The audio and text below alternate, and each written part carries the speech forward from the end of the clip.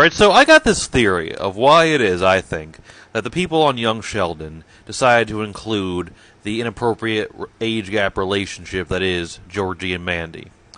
Now, one thing I will mention first is that the age gap type relationships are something that is somewhat common on a lot of Chuck Lorre shows.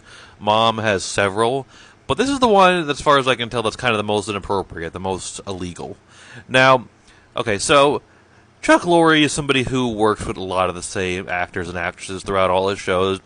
And before she was on Young Sheldon, Emily Osment had smaller roles on two Chuck Lorre shows, The Kaminsky Method and Mom.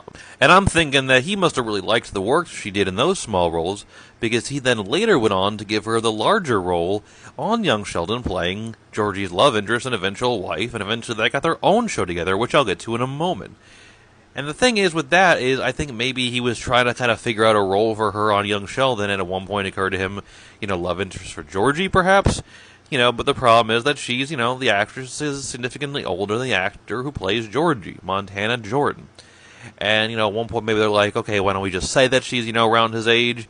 But maybe it's kind of at the point where it's like, she looks a little too old, that she's not believable as somebody who's like around 17 years old. So they're like, let's do the age gap thing, which I will admit is something that can create interesting conflict, but I think it has to be portrayed as more wrong than it was, and it wasn't really portrayed as wrong enough on Young Sheldon, nor has it continued to be portrayed as particularly wrong on Georgie and Mandy's first marriage.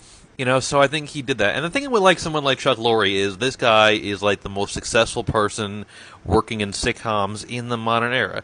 He has three of the most popular, most watched sitcoms, or just TV shows, period, of all time. So he can probably go to CBS, that same network, and do whatever he wants. So if he's sitting around, being like, okay, I want to give an even bigger role to Emily Osment, I want to give her her own show at Georgie, he can just have that conception in the back of his head, and he can probably go to CBS and do it, especially if it's nothing that he knows is going to be a spin-off of another incredibly popular show, which is itself a prequel to another incredibly popular show.